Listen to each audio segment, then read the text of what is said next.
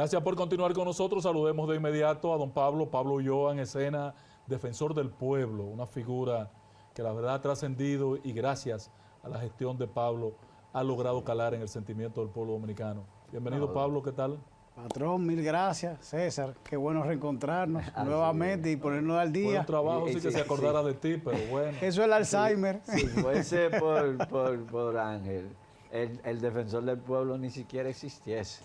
Si fuera por Ángel. Pero lo estoy convenciendo. Oye, lo importante es en la yo democracia creo ese ejercicio. Y reconozco que nosotros no hicimos una gran expectativa con la Cámara de Cuentas que se cayó. Pero contigo yo creo que se ha realizado esas expectativas que tenía la ciudadanía. Creo que tú viniste a dinamizar un cargo que prácticamente en la mente de la gente no existía. Sí, en la práctica no existía, quizás por la edad de la señora que estaba ocupando el cargo, pero tú viniste a emprenderle después de la última vez que estuvimos juntos, Pablo, inauguraste tu casa y ya estás en casa propia. ¿Qué significa esto? Miren, primero darte las gracias. Indiscutiblemente venir acá a tu programa y al de César. Para mí es un honor porque le he visto la trayectoria. Fíjate que incluso le decía a César de cuando estuvo en el ayuntamiento, porque ustedes son dos dilatados políticos que han hecho una vida y ese trabajo que han marcado ha ayudado a que una generación, en mi caso, pueda tener referente de la parte legislativa. El hecho de tener ya una sede ha marcado la cultura de un equipo de trabajo. El hecho de haber estado trabajando en una plaza comercial ni siquiera le daba la identidad propia a la institución. Ya por lo menos tener al defensor del pueblo en su propia infraestructura, donde ya los compañeros y compañeras tienen claramente identificados sus espacios, donde el ciudadano ya sabe dónde llegar, donde los procesos ya están propiamente asentados como estaba diseñado, ya eso le da por lo menos una identidad que permite tener un orgullo. Y eso es la cultura organizacional, lo saben los psicólogos industriales y lo saben también los administradores de empresas y los ingenieros industriales, es muy importante. Y eso se ha notado en el dinamismo y en la calidad del trabajo que se ha podido significar en estos meses ya luego de la mudanza. Yo decía al inicio, Pablo, que el defensor del pueblo no puede ser una labor que solo se ejerza en la metrópoli, en la gran capital o en la capital, porque no creo que tenga una expansión, una estructura que haya podido expandirse a la provincia, al resto de la provincia, una demarcación que en el Gran Santo Domingo reúne a la mitad del pueblo dominicano, 43% de los dominicanos están aquí. Ahora, ¿cómo está diseñada la estructura operacional en el territorio nacional? Yo comparto fielmente tu posición, Ángel, y más tú que vienes del federalismo, en la parte del karate, que lo manejaste tanto tiempo. Por eso nosotros, a partir del lunes próximo, iniciamos un recorrido a nivel nacional que le hemos llamado la Ruta de los Derechos. Nosotros los lunes y los viernes de cada semana hasta el 10 de diciembre nos vamos a trasladar como institución. Yo lo puedo hacer y lo hacen diferentes compañeros y compañeras por casos de oficio, por reclamos, por quejas de los ciudadanos, pero se ha diseñado un proyecto donde nosotros nos vamos a trasladar con diferentes estrategias, con una agenda de un día completo en cada provincia, empezando por Santiago, el día 9. ¿Van a estar en Santiago qué día? El lunes 9, a partir de las 8 de la mañana, hacemos un recorrido, justamente iniciamos con el izamiento de la bandera en la plaza, luego a las 10 tenemos la gobernación, a las 12 hay una actividad con comunitarios, a las 2 de la tarde con mujeres emprendedoras, que incluso ahí hay una sinergia con Ciuben y con Promipyme, porque queremos ver no solamente las situaciones de las mujeres, sino ver casos de éxito. A las 4 de la tarde tenemos universitarios para que sirva también de escucha. Luego nos trasladamos nuevamente al Parque Central, donde vamos a proyectar la Constitución animada y vamos a tener diferentes actividades de promoción y divulgación de la dominicanidad, de valores patrios y elementos justamente de la Constitución. Así me vamos a replicar luego el viernes en Salcedo, en Hermanas Mirabal, y así vamos a desplegarnos a nivel nacional lunes y viernes de cada semana. Esta parte es con el objetivo de orientar, instruir, hacer de dominio de la gente la función del defensor del pueblo. Ahora, Ahí tenemos varias vertientes. Ahí hay una primera parte que tiene que ver con promoción y divulgación de la Constitución de la República y promoción y divulgación de los valores patrios, de la dominicanidad, pero en ese esfuerzo también vamos a hablar del rol del defensor, por eso hay una conferencia del defensor en la gobernación con 200, 300 personas, y al mismo tiempo vamos a desplegar unas carpas en el Parque Central, donde están los servicios de la institución, para poder captar casos, para poder procesar casos, pero también que sirva en el esquema de visitar las escuelas, visitar los hospitales, poder ver la parte de las cárceles. La idea es que la institución se pueda trasladar en su mayor dimensión para poder hacer un trabajo mancomunado. Y tomamos los lunes y los viernes, y tú que fuiste diputado, porque queremos que estén presentes las autoridades de la provincia electa. Léase los senadores y los diputados, que todos ellos los martes, miércoles y jueves tienen que estar en la capital porque hay sesión tanto del Congreso de la República en sus dos cámaras, del Senado y la Cámara de Diputados. Entonces queremos permitirnos que ellos puedan estar presentes porque la idea es que estén todas las autoridades, tanto legislativas como congresionales, además que podamos conjugar no solamente la divulgación y promoción para el ciudadano, sino también para las autoridades, porque es importante que ellos sepan cuál es el rol de fiscalización del defensor del pueblo. Porque Ahora, tú le Pablo, preguntas a la mitad de los diputados y no saben para qué sirve el defensor. Pablo, edúcanos. ¿Cuáles son las funciones primarias del defensor del pueblo? Porque mucha gente no entiende esa mecánica. Hay que educarnos para uno realmente, cuando llegue la oportunidad que necesitemos el defensor del pueblo, pues saber que tenemos que acudir hacia allá. César, el defensor del pueblo simplemente trata de lograr que podamos gozar de la buena administración pública. Y eso es que el funcionario y la funcionaria haga lo que le corresponda. Es simple. Pues mucha gente lo confunde con Deta Eddie Alcántara, ¿cómo se llama? Proconsumidor. Con proconsumidor. Porque hay una función, porque hay un derecho fundamental que es el derecho al consumidor. Cuando Eddie no ejerce la función que le corresponde de supervisión, de fiscalización de los consumidores, llega el caso donde nosotros porque es escalable. A nosotros ser un órgano constitucional, somos el que está por encima de las 12 instituciones que tienen que ver con velar por derecho, y es normal que nos lleguen a nosotros, porque además las leyes, tanto del Constitucional como del Tribunal Superior Administrativo, nos permiten incoar recursos desde el punto de vista de constitucionalidad y cumplimiento. Entonces es normal que nos lleguen los casos, pero siempre bajo el criterio de la jerarquía. Primero tiene que ir al órgano competente, en este caso, por ejemplo, Proconsumidor, o Prousuario, si fuese en Indotel, o si fuese en Superintendencia de Banco, en el Ministerio de Salud y el Pública. sector eléctrico. El sector eléctrico, por también. ejemplo, en Protecom Protecom. tiene una instancia. Nosotros, incluso en la Ley General de Electricidad, tenemos una capacidad para el tema de las inspecciones, pero con Protecom nosotros incoamos directamente para luego irnos al orden jerárquico. Uno de los problemas mayores que tiene el usuario es que no le llega la notificación. Nosotros hicimos todo un proceso con Protecom para que le llegue la notificación, para que entonces el usuario pueda subir a nivel de la superintendencia y si no irse al Tribunal Superior Administrativo, porque era una mala práctica que tenían las EDES de no hacer la notificación. Entonces, como tú no podías hacer tu orden jerárquico, tú te quedabas en un limbo. Otra de las prácticas es que justamente tú tienes que pagar para luego reclamar. Y esos son de los elementos que estamos tratando de ver cómo se puede resolver. Eso es un abuso, eso es una barbaridad. Porque y además, pero también tú vas a encontrar al usuario, Ángel, en ocasiones que para no pagar van a reclamar. mediciones que no pueden ser confirmadas, que no pueden ser sustentadas. Hace unos días, en principio, muchos en la población, en los medios de comunicación, tienen la impresión que la principal labor del defensor del pueblo es velar por los derechos de los más vulnerables y incluye con protagonismo a los presos, a los privados de libertad. Y recientemente vimos una decisión de la Defensoría Pública en un informe, en su informe del año 2023. ¿Te ha llegado ese informe? ¿Tienes un dominio del contenido? Hemos visto que el padre Villini hace un par de días asumió algún caso de esos que denunciaba la Defensoría Pública en ese aspecto. Hay dos casos que nosotros hemos tenido incidencia directa. Hay un caso que tiene que ver en el Ceibo de una persona que tenía 14 años preso y por el elemento del juez de ejecución de la pena que no pudieron hacer el procedimiento de manera correcta. Nosotros incidimos y la persona ya pudo estar en libertad.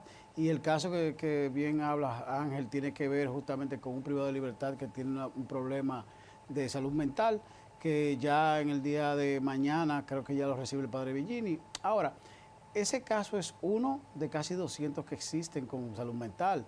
Nosotros hemos significado incluso que la deuda que tiene el Congreso de la República con República Dominicana relacionada con las leyes pendientes de la Constitución 2010, una tiene que ver justamente con la ley de indulto, porque uno de los problemas que tenemos es presos con salud mental, presos con enfermedades no transmisibles, y ahí tenemos el VIH, ahí tenemos tuberculosis, ahí tenemos paludismo y otras, que tienen que ser fruto de un proceso donde una comisión pueda evaluar sus casos y en diciembre, como pero anteriormente el que no quiere era... la ley es el presidente de la República, el Luis Abinader, en que ese, no quiere la ley porque no quiere...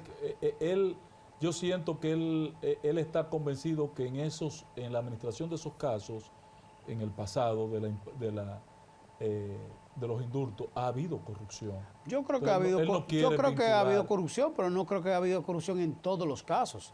Yo creo que tenemos ejemplos con nombre y apellido y tenemos casos incluso no solamente de personas que han salido que no debieron de haber salido, como Vivian Lubrano, si queremos nombre y apellido. Ese es el más emblemático. O queremos procuradores que han tenido casos que han llamado la atención. Claro que sí. Ahora. O que al presidente le han llevado una lista de gente y le han cogido cuarto a narcotraficantes, como pasó en los gobiernos de Hipólito Mejía. Entonces, entra en una lista. El negarlo sería nosotros mismos negar la realidad. Sí, pero no tener la ley en aplicación también es una violación de derechos. Por eso yo digo que el Congreso, dentro de la agenda legislativa, tienes toda la razón, tiene que tener pendiente que nosotros tenemos una deuda. En principio eran 101 leyes que planteaba la Constitución 2010. Pero quedan como 70. De esas, 25 han sido aprobadas, quedan 76 leyes pendientes. Sí. Una de esas es la ley de indulto. Que el presidente, entiendo que si el Congreso hace un ejercicio y crea una comisión, que estén ahí personas e instituciones que tengan razón de ser, no tendrían objeción siempre y cuando los casos no tengan que ver con sangre, no tengan que ver con narcotráfico, no tengan que ver con una serie de crímenes que nadie en una sociedad va a aplaudir. Ahora, hay casos como salud mental, el vencimiento de la edad, lo que tiene que ver con enfermedades no transmisibles. Y no podrías tú jugar un protagonismo en esa... Y por eso lo estoy poniendo en un programa de esta envergadura, y por eso lo planteé en el discurso de rendición de cuentas, y por eso en escenarios estratégicos, por ejemplo, cuando me consultaban con el Ministerio de Justicia, lo planteaba como tal. Por eso en la comisión, con el tema de las parras, lo he planteado dentro del marco de la discusión con el profesor y mentor Subero Isa, porque creo que con Roberto Santana lo he discutido en la oficina, porque creo que son temas que están pendientes y que vulneran derechos. Cuando hablabas de defensa pública, con ellos hemos hecho un trabajo mancomunado y, por ejemplo, con ellos pudimos cerrar la carcelita de Santo Domingo Oeste, justamente porque era una cárcel prácticamente ilegal, que estaba debajo de un destacamento, que no estaba dentro del sistema, pero que iban 240 presos en un espacio que estaba para 40 presos. Sí. El nivel de corrupción y de hacinamiento que había ahí era enorme. Estábamos hablando que había una celda que tenía unos 15 presos y cada preso pagaba 2.500 pesos al día. O sea, estamos hablando de microcorrupción, que es la que realmente le afecta al ciudadano. Sí. Cuando hablamos de corrupción, la gente siempre habla de 2.000 millones, 3.000 millones. Esa cantidad de dinero a la gente no le impacta el bacuteo del policía que lo agarra en el barrio, el policía que se lo lleva y a las 48 horas lo suelta, pero ya le extorsionó, el tipo que tiene que pagar 2.000 pesos para que lo pasen de una celda. Ese tipo de corrupción es el que el defensor realmente fiscaliza. Ángel planteó una pregunta donde quiere involucrar al presidente. Vamos a educarlo un poquito. No me eduquen ahora. Ángel, espérate, ¿desde cuándo es la Constitución? La que plantea 2010. Entonces pasaron 10 años y nadie hizo nada. Pero en este caso, él lo ha dicho. Yo intervine. Pero está bien, para que la gente sepa que han pasado 14 años. Yo intervine con un caso de un preso y lo tengo aquí en texto escrito del consultor jurídico, lo que me dijo. O sea, que el presidente no quiere meterse en eso por los cuestionamientos que le implica en la sociedad. Bueno, pero si hay una ley. Hay un mal sabor. Pero la ley, y yo entiendo qué es lo que quiere que haya una ley. Sí. Tiene que Y haberlo. lo entiendo. Ahora, él no ha hecho nada porque se haga la ley. Y en un país donde el Congreso actúa en función de la voluntad del presidente, cual sello gomígrafo o serviles, Entonces no hay forma. los 8 Mira, años de Lionel, yo los creo- 2 años de Lionel y los 8 de Danilo no hubo voluntad. Yo creo que es una oportunidad, ya que la agenda legislativa apenas se está configurando, de que eso sea un tema de discusión a los fines de que pueda, dentro de la Comisión de Justicia de ambas cámaras o de una de las cámaras, se pueda crear un proyecto de ley. Tiene que sentarse o, con Ricardo de los Santos o y hablar retomar Y uno de con- los, de los con temas. Pacheco. Tú no has hablado el tema con Pacheco. Yo lo he planteado con ambos, pero como nosotros no tenemos iniciativa legislativa, Pacheco no No. tenga. lo importante ahora es que uno de los legisladores asuma para que pueda someter como iniciativa legislativa. En la unidad legislativa de nosotros está el borrador y yo estoy esperando ya que se Oh. conformen las comisiones que se conformaron apenas la semana pasada para entonces poder ir en una de las discusiones que nosotros presentemos, poder someter el proyecto y hacerlo. Pero nosotros tenemos una serie de proyectos de ley dentro de la unidad que están pendientes. Por ejemplo, la de seguridad social, eso es 1A para nosotros. Claro, y la claro. tenemos ahí en blanco y negro esperando la oportunidad para entrar. Ese tiene más de 10 años. Para entrar en 14 juego. Es años más dando prioritaria vueltas. que la reforma constitucional. Para Pero una nosotros es clave. Pablo, en el caso de un cuestionamiento internacional que nos hacen permanentemente por el manejo en las políticas migratorias y en las políticas de frontera. Yo he visto, hay cosas que realmente uno no puede apoyar de estos informes que bajo ninguna circunstancia, porque sería hasta traicionarse uno mismo, no como dominicano, sino como persona, porque uno las cosas las ve con los ojos de la cara. Ahora, hay prácticas de incursión de la policía en labores migratorias que alguien tiene que decirle que no está bien, que tienen que parar esas prácticas. Es posible que desde el defensor del pueblo... Mira, nosotros lo hemos hecho, si tú supieras, y cosas de la vida. Se la vi, como dicen. Da la casualidad que lo que tú me dices, en la zona de Renacimiento, vamos a decir, Bellavista, a las 6 y tanto de la madrugada, yo veo una patrulla de la policía, una camioneta de la policía, haciendo una labor con unos haitianos. Migratorio. Se mandan corriendo al supermercado nacional, que era ante la cadena, que está detrás de una planta televisora. Ujú. Y yo, que estoy saliendo del gimnasio, normal, o sea, todo el mundo me conoce, yo voy a esa hora al gimnasio saliendo, yo le pregunto a la camioneta, ¿quién es el oficial? Ah, no, yo. ¿Y por qué usted está haciendo esa labor? No, porque ellos son ilegales. Y yo dije, pero usted es migración. No, lo que pasa, entonces no hay razón. Cogí la numeración y le dice su reporte a la parte interna de la policía.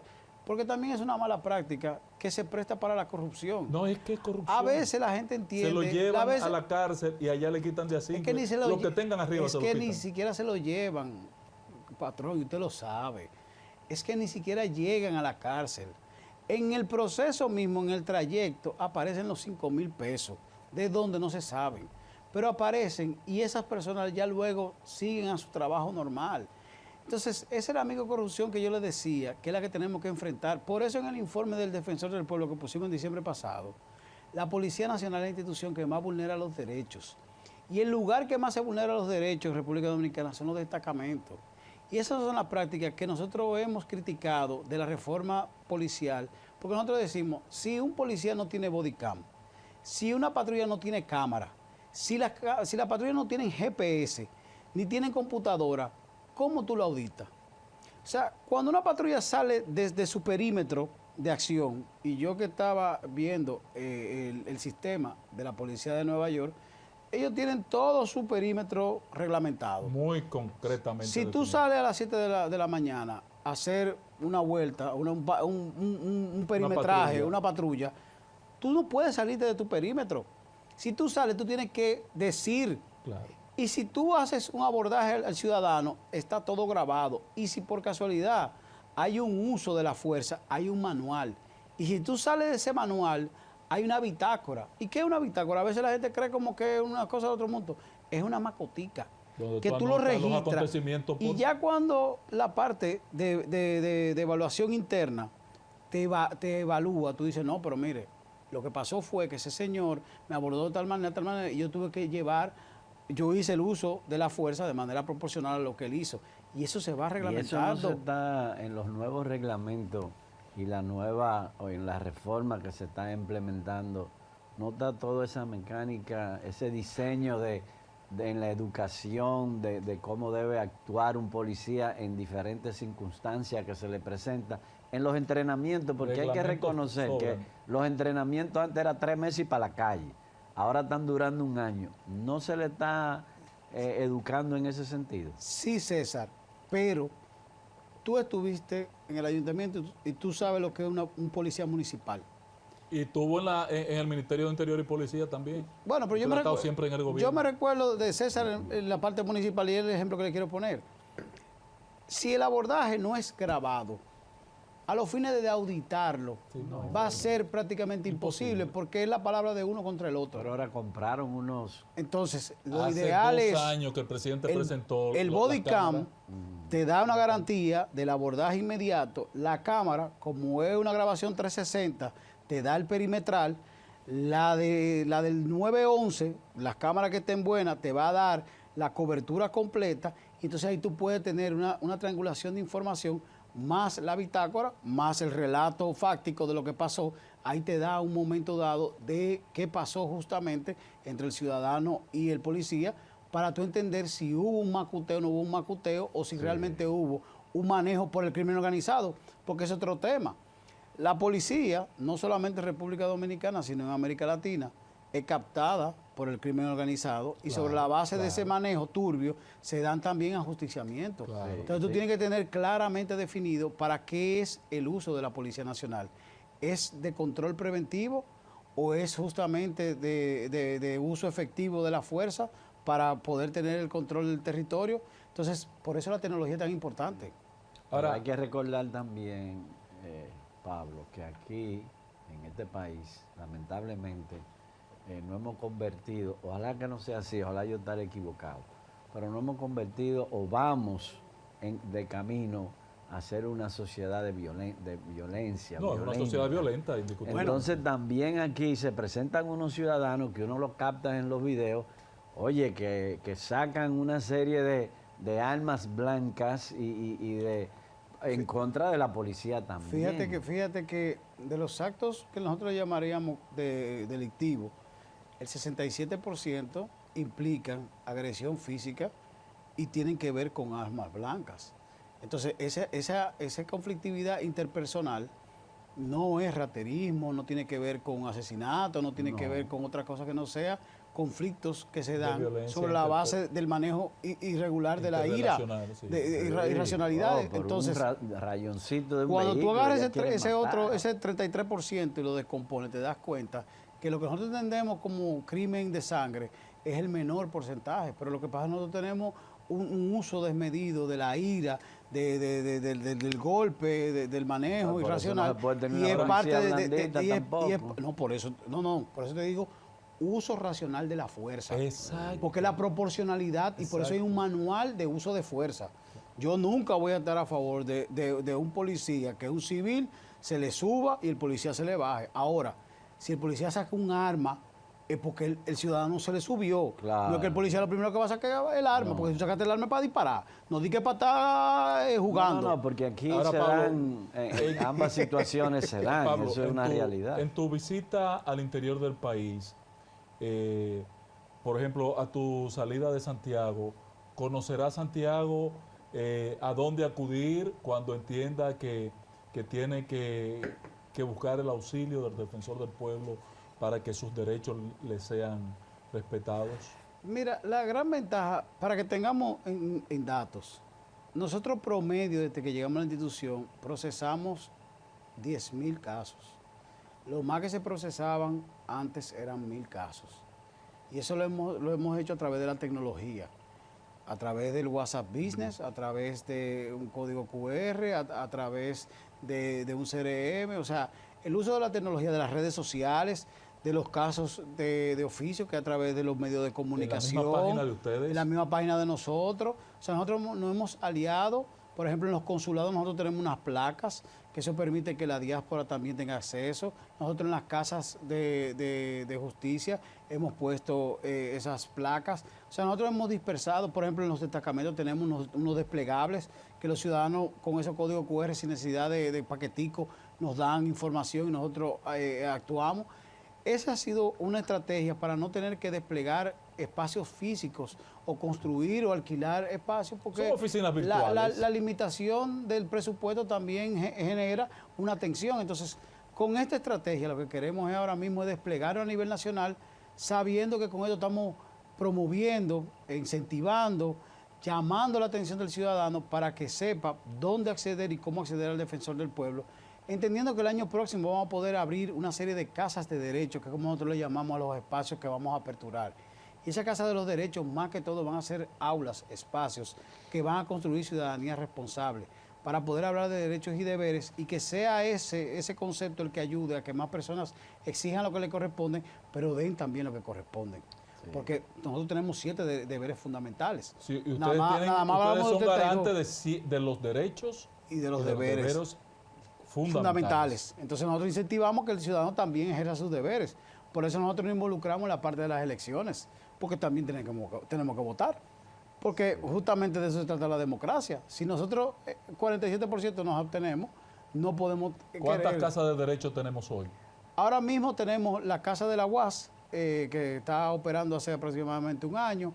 Nosotros hemos asumido las casas de justicia, que son un proyecto que viene de 2004-2005, que venía de participación ciudadana, con un apoyo de la USAID. Esos son aproximadamente 9, que nosotros lo que hemos... ¿En diferentes puntos del país sí, o solamente aquí en Santiago hay 2, por ejemplo. En la capital hay unas 3. Está en Las Caobas, está en Guaricano, está en Las Vegas, está en Puerto Plata. Pero ya lo que queremos es construir o tener un espacio propio, porque lo que hemos tenido es una cohabitación muy efectiva, muy interesante, pero la idea es que tengamos en principio a nivel regional esa Casa de los Derechos y a partir de eso entonces tener... ¿Y entidades de intermediación social? Nosotros hemos generado varios espacios y ahí lo quiero significar rápidamente. Tenemos las mesas comunitarias, tenemos el defensor universitario, que lo estamos conformando, tenemos el defensor escolar, que es un proyecto que se está lanzando este año, que son, vamos a decir, 3 unidades que sirven para grupos específicos. Además, nosotros hemos creado lo que son las mesas del defensor. Tenemos mesas de mujeres, mesas de discapacitados, para poner 2 tipos específicos de mesas que nos reunimos cada 2 meses o 3 meses con líderes de esos sectores que pueden traer a la mesa del defensor o el defensor puede traer a la mesa de ellos temas particulares que permiten que el defensor pueda tener una voz más alta y poder de alguna manera generar tensión en la sociedad. Por ejemplo, la ley de autismo fue parte de lo que trajo a la mesa de discapacidades y el defensor no solamente alzó la voz, sino que presionó para que se generara el reglamento.